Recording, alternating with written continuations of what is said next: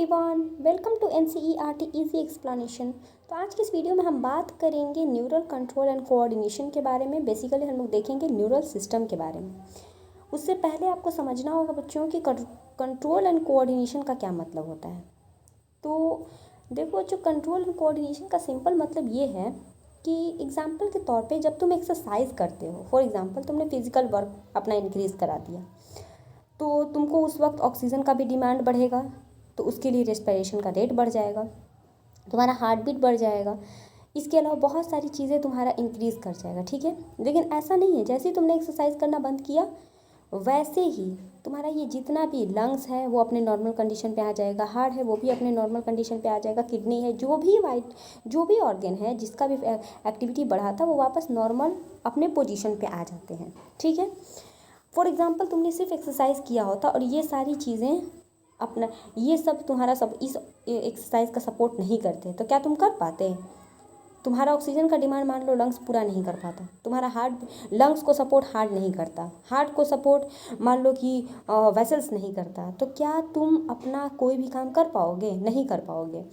तो देखो, कंट्रोल और कोऑर्डिनेशन का मतलब ये होता है कि जब भी हम लोग कोई काम करते हैं तो उसमें जितने भी हमारे बॉडी के ऑर्गन हैं, वो सब के सब एक दूसरे को सपोर्ट करते हैं, तब जा कर के कोई एक काम अंजाम पाता है। तो इसी चीज़ को हम लोग बोलते हैं कंट्रोल एंड कोऑर्डिनेशन, ठीक है। अलग से कुछ नहीं है इसमें। इसके बाद देखो, दूसरा चीज़ है न्यूरल कंट्रोल क्या होता है। तो देखो बच्चों, न्यूरल कंट्रोल के लिए हम जानेंगे कि just a minute, neural system जो होता है वो जितने भी एनिमल हैं वो सब में कंपोज, वो बहुत ही ज़्यादा हाईली स्पेशलाइज सेल जिसको हम लोग न्यूरॉन बोलते हैं उसी से होता है, ठीक है। न्यूरल सिस्टम जो होता है उसका स्ट्रक्चरल और फंक्शनल यूनिट न्यूरॉन है, वो हर एनिमल में है, ठीक है। लगभग करता क्या है, डिटेक्ट करता है, रिसीव करता है और ट्रांसमिट करता है डिफरेंट काइंड्स ऑफ स्टिमुलाई को। ऐसा नहीं है कि सिर्फ तुम्हारे अंदर ही नर्वस सिस्टम काम करता है, बाकी लोअर एनिमल में नहीं है। देखो वहाँ पे एग्जांपल है कि न्यूरल ऑर्गेनाइजेशन जो होता है वो बहुत ही सिंपल है। कुछ एग्जांपल्स यहाँ पे दिया हुआ है, बहुत ही सिंपल होता है लोअर इन्वर्टिब्रेट्स में। एग्जांपल के तौर पे अगर हम हाइड्रा की बात करें तो वहाँ पे कुछ सेल्स हैं, सिर्फ नर्व सेल्स बस कुछ हैं, नेटवर्क ऑफ न्यूरॉन है, वहाँ पे कोई ब्रेन कोई स्पाइनल कॉर्ड नहीं है।